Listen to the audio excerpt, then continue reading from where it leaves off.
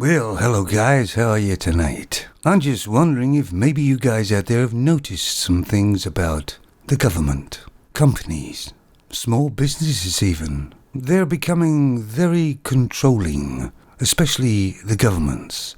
They're stepping into our lives telling us what to think, what to say, what we can say, what we can't say, what's right, what's wrong, and how we should do this but not do that. Now this sort of government usually would be in, say, I don't know, North Korea, say. Take a look at the New Zealand government. They're trying to control people about everything. But generally all governments lately are being controlling like that, aren't they? Out of a male and, say, a femon, which one of the two generally has a controlling nature?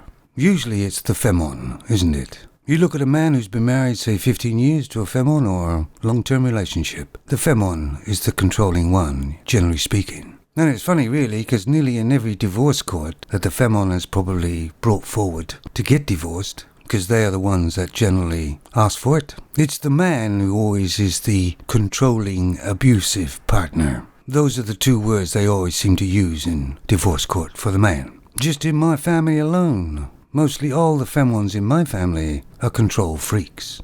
They love having children because they can control them. And when the children are left, femons get, say, 3 little doggies to be their children so they can control the doggies. But they don't control them very well because the dogs go anywhere in the house, yap any time they want. But even companies have become controlling, haven't they? Say companies that just sell fridges are now telling you what to think, what to say. You can buy this fridge if you follow this ideology, which seems kind of strange for a company, doesn't it? Look at Gillette, those advertisements that you may have forgot about. Now they sell blades that femons use as well, but mostly generally it was to men they sold the blades. But they made those run of adverts to try and tell men to get better. You're not good enough, and this is how you should act. Obviously, something got into Gillette that was femon orientated.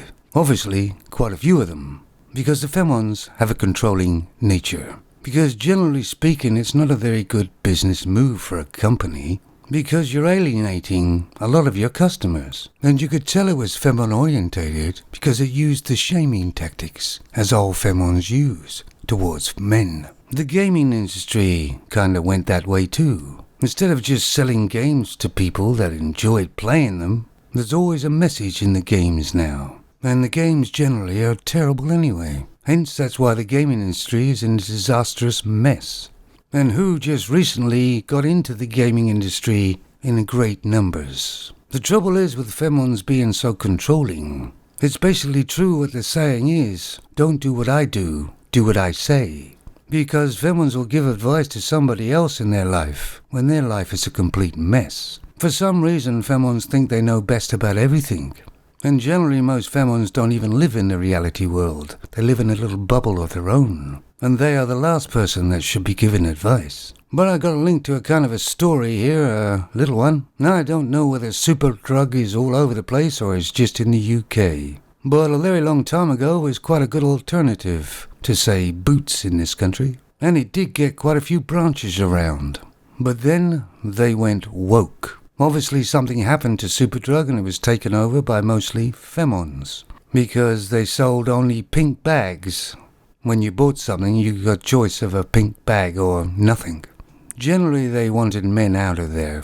They only wanted to sell to femons. And it's pretty damn obvious when you go in there. Here comes that controlling nature again, you see. And by the look of it, Superdrug isn't doing very well at all. Men used to go in there and get lots of stuff, even get gifts for their wives. But Superdrug doesn't want them in there anymore. So consequently their profits dropped. But they are continuing with their wokeness. They brought out their own tampon or things to help women when they have periods. But they don't say it. They say it's for people who have periods, not femons. You see, they're virtual signaling, as you know. Is it like saying that means everybody and anybody can have a period? And a lot of people saw that online, and generally mostly women were the ones who took the mick out of it, thought it was stupid. But I'll put a link to the story down below. But you see how femons can't get together and run a business. They have to control everything.